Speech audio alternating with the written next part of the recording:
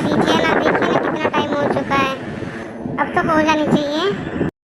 हाँ बेटा, तुम बिल्कुल सही कह रही हो। कोई नहीं, आज आन दो चारों को, फिर एक साथ ही बैठ के बात करते हैं।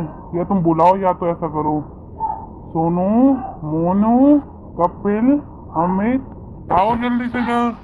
मिस्टर पांडे के 4 बेटे थे। हाँ पापा, आपने बुलाया। वैसे मैं आपको एक बात बताऊं कि बिजनेस में ना बहुत लॉस हो रहा है, तो हमें कुछ ना कुछ करना पड़ेगा। अगर स्ट्रेटेजी चेंज नहीं की तो हम तो कर्ज में आ जाएंगे। हाँ पापा, अमित बिल्कुल सही कह रहा है। आप देखिए ना, पिछले 1 महीने से हमारी जो सेल है कितनी डाउन हो चुकी है। हमें या तो लोग नहीं रखने पड़ेंगे या तो हमें पॉलिसी टाइट करनी पड़ेगी। अमित और कपिल एक बिजनेस में पार्टनर थे जो एक सेल्स की कंपनी ऑपरेट करते थे। वहीं उनके जो 2 बेटे थे वो अलग अलग कंपनी के मैनेजर थे। मोनू एक मल्टीनेशनल कंपनी का मैनेजर था जो कुछ ही टाइम बाद वहाँ का हेड भी बन जाता। वहीं सोनू जो सबसे बड़ा भाई था वो भी एक कंपनी में मैनेजर था। वहीं अगर बात करें कपिल और अमित की तो वह दोनों पार्टनरशिप में थे जो भी एक बिजनेस ऑपरेट कर रहे थे। एक दिन पापा, उस दिन तो भैया ने फिर से बात घुमा दी। जब भी हम शादी की बात करते हैं वो कोई ना कोई बातें घुमा ही देते हैं, पता नहीं वो लोग क्या चाहते हैं। देखो ना, चारों की उम्र कितनी हो रही है, शादी भी नहीं कर। हाँ बेटा, कह तो तुम बिल्कुल सही रही हो। आन दो सबको आज बाद। मिस्टर पांडे अपने 4 बेटों कपिल, अमित, मोनू और सोनू को बुलाते हैं। उनकी बेटी ये प्रस्ताव रखती है कि अब भैया की शादी हो जानी चाहिए क्योंकि सबकी उम्र शादी लायक हो चुकी है। तब मिस्टर पांडे बोलते हैं, कपिल, अमित और मोनू सोनू, मैं नहीं जानता तुम्हारे दिमाग में क्या चल रहा है, लेकिन हाँ देखो, काफी समय हो चुका है, तब तुम दोनों शादी कर लो। मतलब तुम चारों शादी कर लो। या बताओ तो मैं कोई लड़की ढूंढूं। अरे नहीं नहीं पापा, हमने एक लड़की, हमारी गर्लफ्रेंड है तो हम उन्हीं से शादी करना चाहते हैं। बस हमारा एक प्रोजेक्ट है, वो जैसे पूरा होगा हम शादी कर लेंगे, आप चिंता मत करें। हाँ पापा, आपको तो याद ही होगा ना, हम 3 साल पहले एक मेले में गए थे, है ना। तो हमें वहाँ पे एक छोले भटूरे का ढाबा दिखा था, तो वहाँ पे चारों बहनें थी। वही लोग हमें बहुत पसंद हैं। जब उस समय पे वे लोग मेला में गए थे तो छोले भटूरे इतने स्वादिष्ट और कम पैसे के थे कि मिस्टर पांडे ने भी चारों लड़कियों की काफ़ी तारीफ की थी। इसलिए वह समझ गए थे कि उनकी जो बेटों की पसंद है वो काफ़ी अच्छी है और वो एक अच्छे समय का इंतज़ार कर रहे हैं। थोड़ा समय बीता और करते करते पूरे 3 महीने बीत गए और फिर एक दिन बेल बजी और रेखा और मिस्टर पांडे गेट की तरफ पहुंचे, जहां पर उन्होंने देखा कि उनके चारों भाई 4 अपनी पत्नियों के साथ खड़े थे। नमस्कार दीदी जी, कैसन बा आप? हम आओ ना, मारती है। धीरे धीरे करके सारी बहुएं अपना अपना इंट्रोडक्शन दे देती हैं, जिससे ये पता चलता है कि वह चारों गांव की हैं। कपिल भैया, अमित भैया, मोनू भैया, सोनू भैया, आपने इन गांव के लोगों से शादी करी है? क्या हुआ रेखा दीदी, आप हमें पसंद नहीं करती हैं क्या? कपिल बोला, रेखा, ये हमारी धर्म पत्नियां हैं, ठीक है। तो अब तुम्हें भी इन्हें इज्जत देनी पड़ेगी और इन्हें भाभी का सम्मान देना पड़ेगा।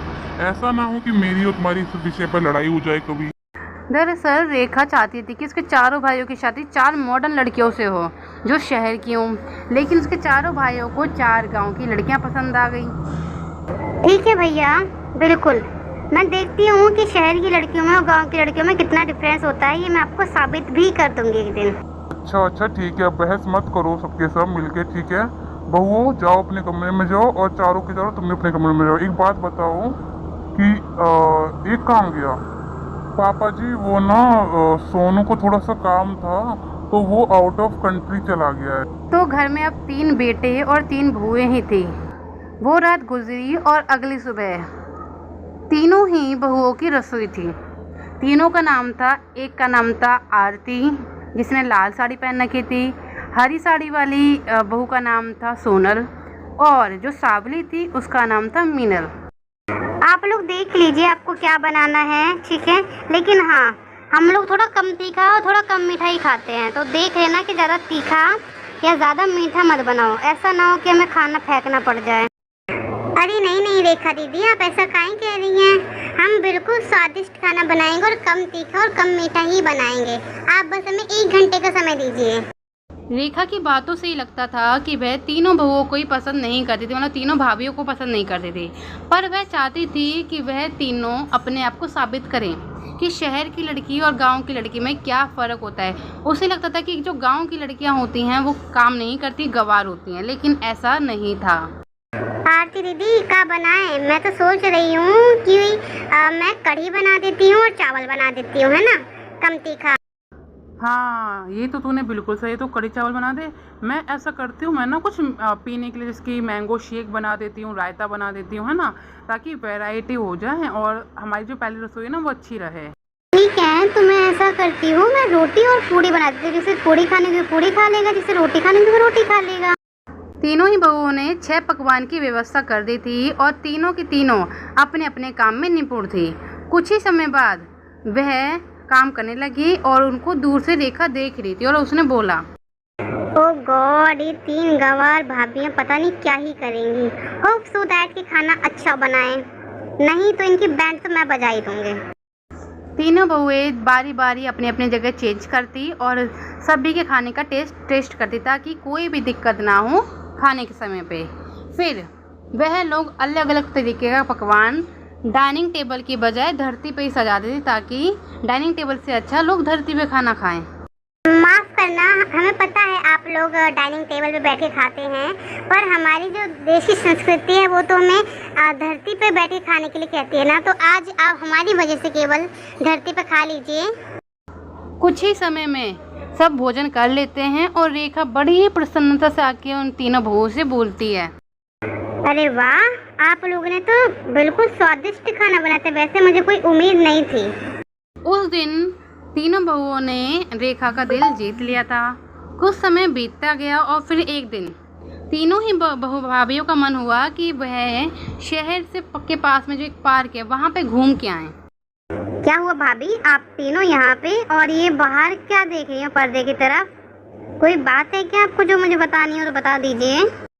आरती, सोनल और मीनल थोड़ी देर तो चुप रहते हैं, पर वह अपनी मन की व्यथा फिर सोनल और मीनल के साथ साथ रेखा को बता देते हैं। वो क्या है ना रेखा दीदी, हम ना गांव में रहे तो हम हर शाम को ना सैर पे निकला करते थे, पर जब से मैं यहाँ पे आए 6 महीने हो गए हम सैर पे नहीं गए। तो आज हमारा मन कर रहा है कि हम सैर पे जाएं, सिर्फ 20 मिनट के लिए। आप चाहें तो आप भी चल लीजिए, पर हमारा बहुत मन है। ठीक है भाभी, आप लोग जाइए, पर हाँ देखो थोड़ा जल्दी आ जाना, क्योंकि अगर पापा जी ने पूछा ना तो फिर मेरे को सच बोलना पड़ेगा। ठीक है, तो ज़्यादा दूर मत जाना, पास ही में जाना और जल्दी आ जाना। ठीक है, और फ़ोन भी लेके जाइए ताकि कोई दिक्कत हो तो आप मुझे फ़ोन कर। सोनल, मीनल और आरती चल ही रहे होते हैं, पार्क की तरफ पहुंचते हैं कि तभी वह देखते हैं कि एक बच्चा जिसकी उम्र केवल 8 साल है वो नदी के पानी में डूब रहा है। अरे दीदी, ये क्या है? ये तो हमारी पड़ोसन का बेटा है ना नीरज, ये यहाँ पे क्या कर रहा है? अरे दीदी क्या कर रहा है वो छोड़ो, जाओ जल्दी से बचाओ, मुझे तैरना आता है, मैं जा रही हूँ बचाने, नहीं तो उसकी मृत्यु हो जाएगी। मीनल तैरने में माहिर थी तो वह नदी में कूदती है और फिर धीरे धीरे करके नीरज को किनारे पे ले आती है। और जैसे वह लोग किनारे पे आते हैं तो आरती और सोनल की सहायता से वह लोग पेड़ के पास आ जाते हैं। अगर 5 मिनट की भी देरी होती तो नीरज डूबते डूबते इसकी वजह से मर जाता। कितना भयंकर दृश्य था ये। धन्यवाद आपका, आपने मुझे बचाया। कोई नहीं नीरज, चलो जल्दी से अपने घर चलो, ठीक है, और अब रात में यहाँ पे नहीं आना। धीरे धीरे करके पूरे 20 मिनट बीत चुके थे पर तीनों भाभियाँ नहीं आई थी। फिर थोड़ी देर बाद ही तीनों भाभियाँ गेट पे आई। रेखा उनको देख के थोड़ी शॉक थी क्योंकि तीनों के कपड़े हल्के हल्के गीले थे। वो कुछ ज़्यादा नहीं बोलती लेकिन तब भी उनसे पूछती, अरे भाभी क्या हुआ आप तीनों को, आपके कपड़े गीले क्यों हैं? सब ठीक तो है ना? आपको किसी ने कुछ कहा क्या? किसी ने कुछ हुआ है क्या? आप लोग इतनी घबराई से क्यों हैं? बताइए ना, प्लीज़ बताइए। पापा जी भी पूछ रहे थे कि आप तीनों कहाँ गई हैं। मैंने बोल दिया कि पास ही में सैर करने गई हैं। बोलो, इन्हें शांत क्यों हो? अरे कपड़े कैसे गीले हो गए? रेखा की आंखों में चिंता देख तीनों ही भाभियों को काफ़ी अच्छा लगा कि जो नंद उन्हें पसंद नहीं करती थी आज वह उनकी कदर कर रही है और ख्याल भी रख रही है।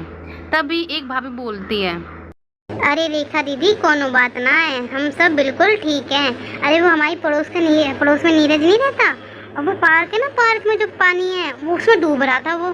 तो भाई फिर तो मिनल ने कूद के बचा लिया, नहीं तो पता नहीं भगवान राम राम क्या हो जाता। तो उसी की वजह से मैं कूदी ना, तो मुझे थोड़ा सा पानी लग गया, और फिर इन लोगों के साथ ही भी नहीं दसता, तो इनको भी थोड़ा गीला गीला हो गया। उस रात तो रेखा अपने पिता को यानी कि पांडे जी को कुछ नहीं बताती, लेकिन अगले ही दिन वह अपनी तीनों भाभी को बुलाती है और फिर पापा जी गर्व कीजिए आपकी बहुओं पे, उन्होंने इतना अच्छा काम किया है ना कल रात, जो कोई नहीं कर सकता। बहू, मैंने सुना कि रेखा ने मुझे बताया कि तुमने नीरज की जान बचाई। देखा इसलिए मैं कहता हूँ कि गांव की लड़कियों को, शहर की लड़कियों को कम मत समझा करो।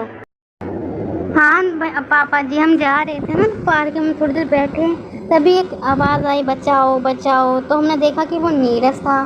तो फिर सोनल दीदी ने कूद के और मैंने कूद के उसकी जान बचाई, नहीं तो पता नहीं राम राम का हो जाता। हम तो बहुत घबरा गए थे, हमने कई लोगों से मदद भी मांगी और कोई आया ही नहीं। वो तो अच्छा मुझे तैरना आता था, नहीं तो बहुत दिक्कत हो जाती।